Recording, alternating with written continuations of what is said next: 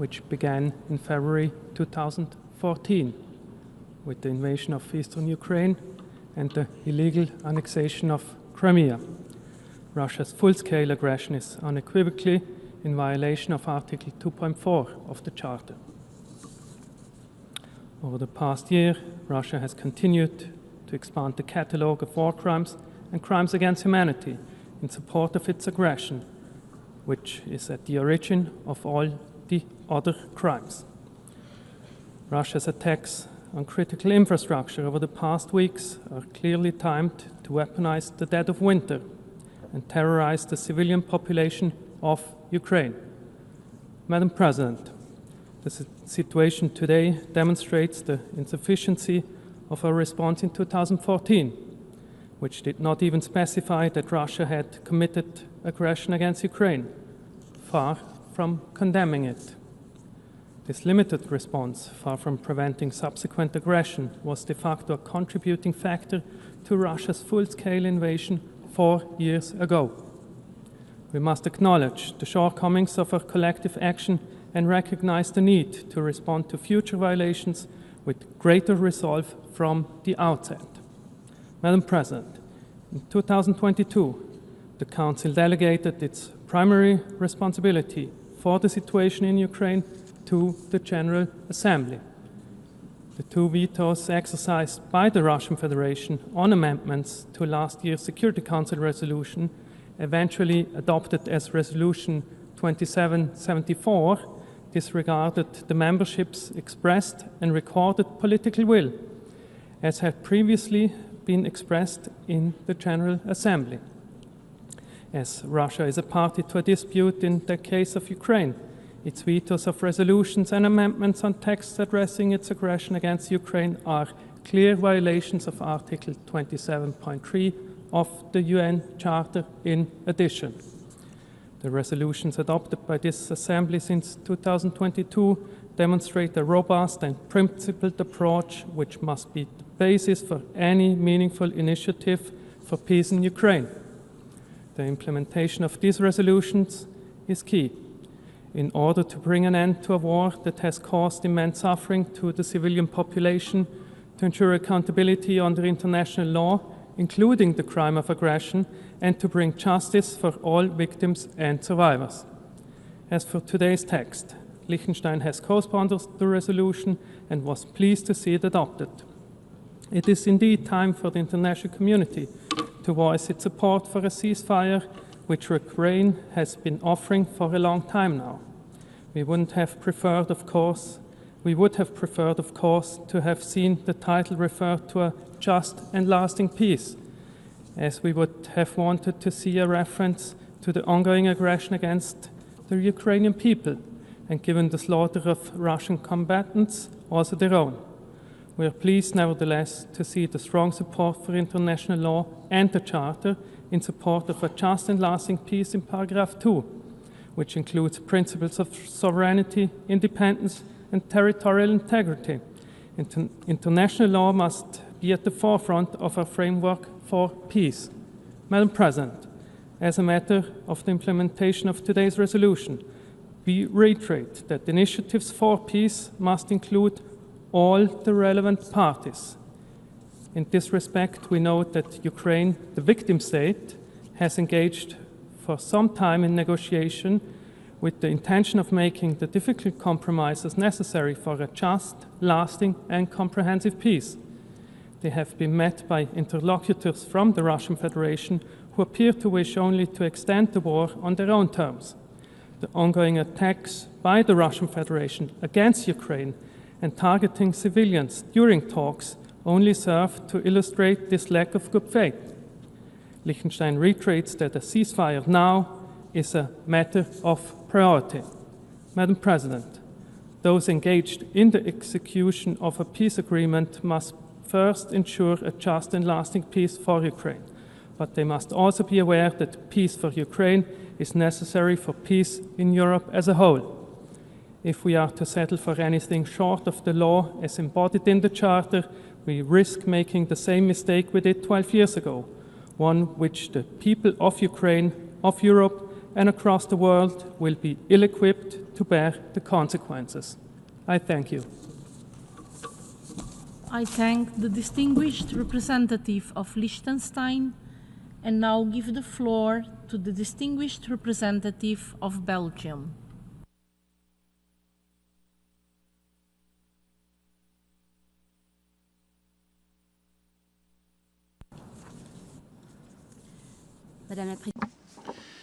Madam President, dear colleagues, Belgium fully supports the statement of the European Union. I would like to mention three things in my national capacity. Firstly, nothing can justify the Russian aggression against Ukraine, which began more than 10 years ago and has continued on a large scale since the 24th of February 2022. Ukraine is a sovereign state whose borders cannot be changed by force. The Charter is clear. The aims of the United Nations are clear, namely to maintain international peace and security by taking effective collective measures in order to prevent and remove threats to peace and to suppress any act of aggression. This aggression cannot benefit the aggressor, Russia. 2. Belgium supports all initiatives that lead to a comprehensive, just and lasting peace based on the principles of the Charter and on international law. Belgium therefore regrets that the Security Council has not been able to call for a complete, unconditional and immediate ceasefire in Ukraine at the very least, as it has done in a large majority of current conflicts. This Ukrainian exception must be corrected. Belgium also calls on Russia to act in good faith. It must implement Security Council Resolution 2774. It must apply all the resolutions adopted by this Assembly since the beginning of its war of choice. 3. Russia today has called for constraint with regard to the negotiations. However, Russia is attacking civilians and civilian infrastructure every day and does this deliberately, without any regret. In 2025, the number of civilian victims shot up, and they are violating international law every day. We need a long-standing solution, but the facts are contradicting the Russian narrative. Dear colleagues, we would like to thank all members that have supported the cause of peace by voting in favour of the resolution presented today, a resolution that is fully anchored in the Charter of the United Nations and its principles. Thank you. I thank the Permanent Representative of Belgium. The floor to the distinguished representative of Ireland.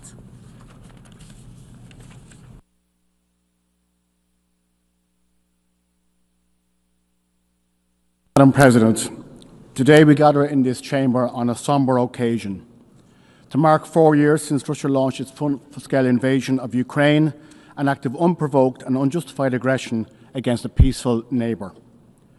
Over the past 4 years, millions of Ukrainians have been forced to flee their homes. Thousands have been killed, and thousands more, including children, have been kidnapped, tortured, or arbitrarily imprisoned by Russian forces. In the face of such brutal adversity, Ukrainians continue to demonstrate outstanding courage, resolve, and determination. Madam President, for 4 years, we, the representatives of the governments of the world, have stood in this chamber and asked for something quite simple and yet fundamental: that the UN Charter be respected and that the innocent civilians of Ukraine be left to live their lives without the fear of constant violence. We have not demanded the earth, but the bare minimum. Russia should simply stop the killing and return to its international obligations, respecting the sovereignty and the territorial integrity of other states and its solemn commitments in the Budapest Memorandum. And for 4 long years we have been ignored. Ignored not just as individual states, but as the General Assembly of the United Nations. This Assembly has adopted no fewer than 8 resolutions within this emergency special session to date, and again 1 more today, all seeking a just and sustainable end to this illegal war in line with international law. I sincerely regret that we've been forced to consider this issue again today, not because we want to, but simply because Russia refuses to comply with the will of these United Nations.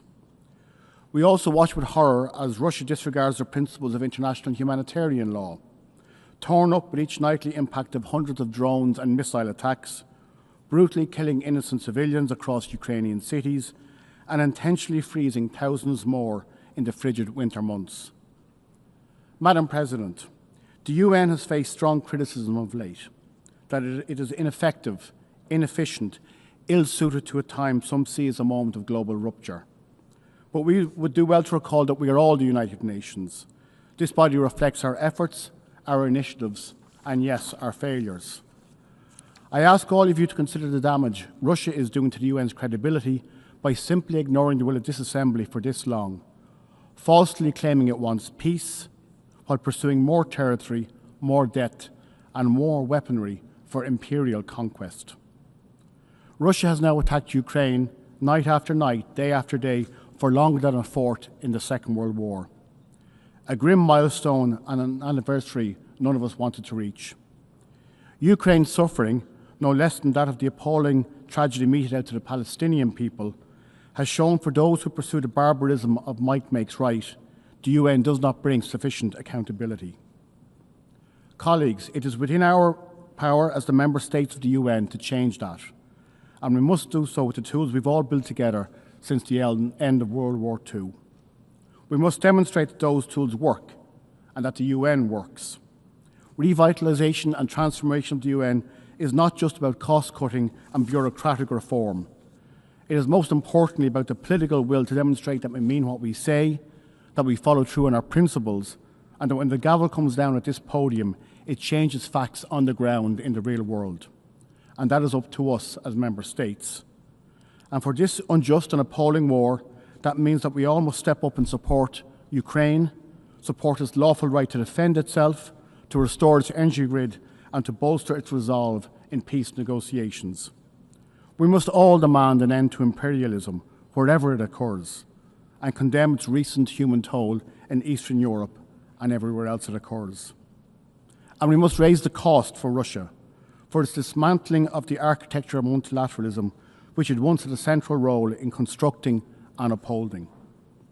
I commend all those who have worked to this end in recent months, including President Trump and the US, in their efforts towards peace. But what 80 years of the UN has taught us is that no country, no matter how powerful, can do everything alone. Today, with the adoption of this 9th resolution of the ESS, I call on all of us to do more to change those facts on the ground, to ensure that the immediate and unconditional ceasefire demanded by this General Assembly happens as soon as possible. I thank you. I thank the permanent representative of Ireland and now give the floor to the distinguished representative of Finland.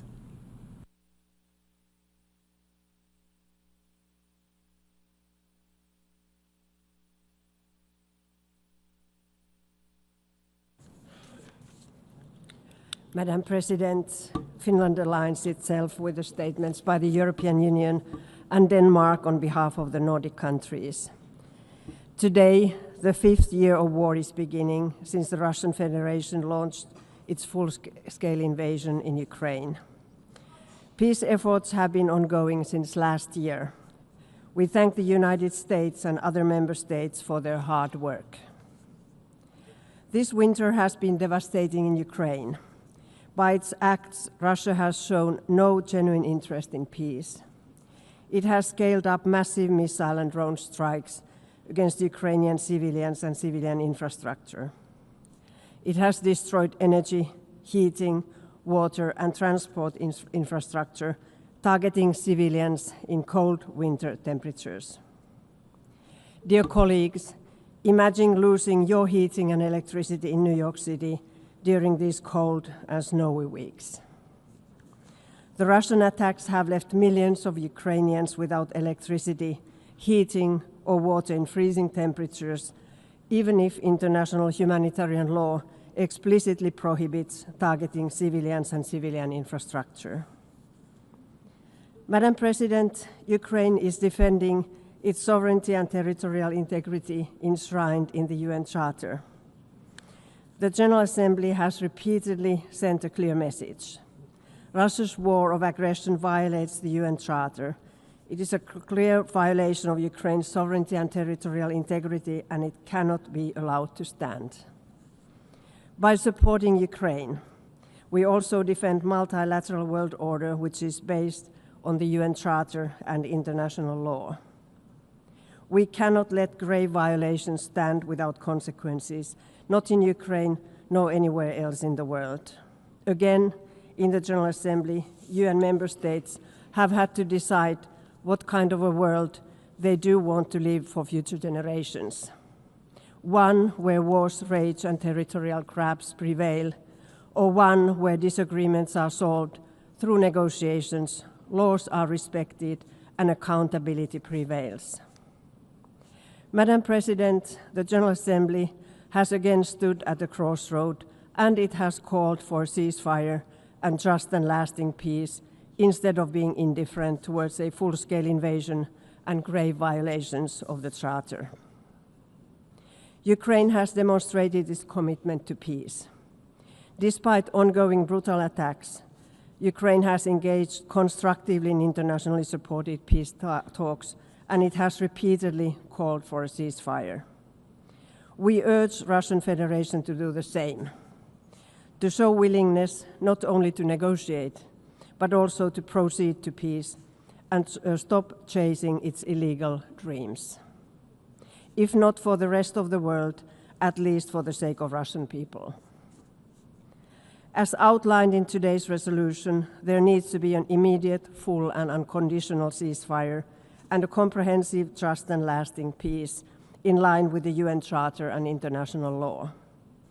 Madam President, Finland will continue to support Ukraine and its brave people under military attack for as long as it takes. I thank you.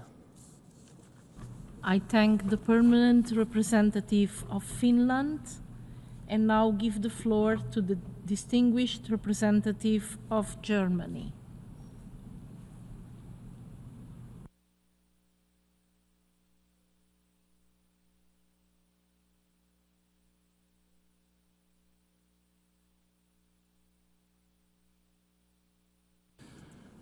Madam President, Germany aligns itself with the statement that was delivered by the European Union. 4 years ago, Russia began its full-scale invasion of Ukraine following more than 10 years of violent interferences.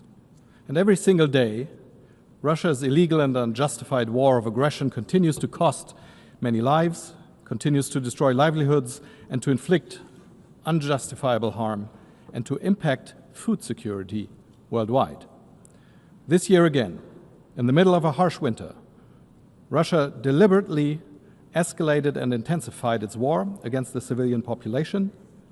Merciless attacks on energy infrastructure in Ukraine have left hundreds of thousands of civilians, men and women, children and elderly, without electricity, heat and water, in an attempt to break the will of Ukraine's population. We should all acknowledge and commend the enduring resilience of the Ukrainian people.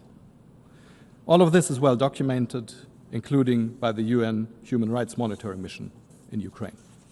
Here at the UN, Russia has consistently blocked the Security Council from taking meaningful action.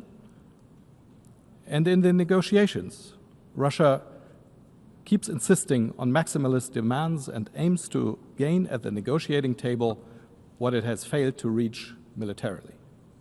Colleagues, all of this matters to all of us, because Russia's violation of the prohibition of the use of force is an attack on the most fundamental rule, one of the most fundamental rules of the international order.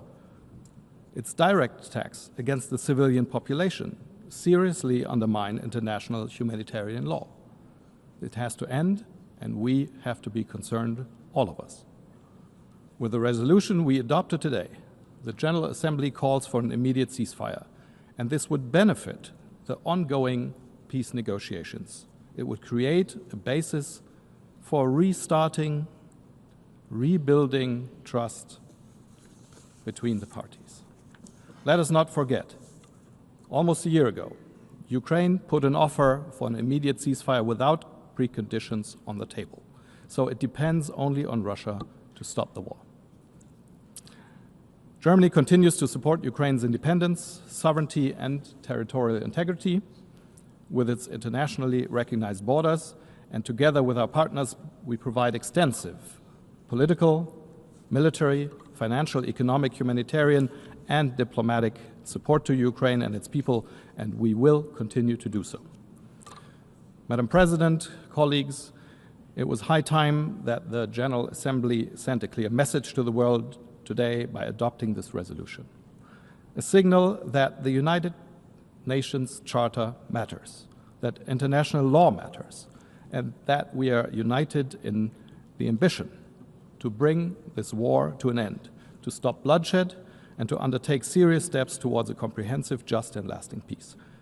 We owe it to the Ukrainian people, who have shown time and again that they want peace, and we owe it also to our own people to show that the principles that we all agreed to matter. So, again, it depends on Russia to finally end this war. Let's all work towards this end. Thank you very much.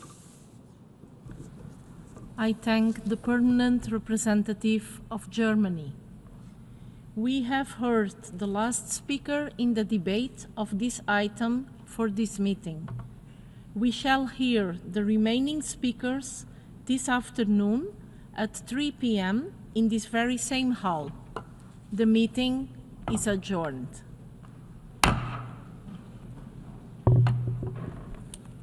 Thank you, Madam President. You're welcome.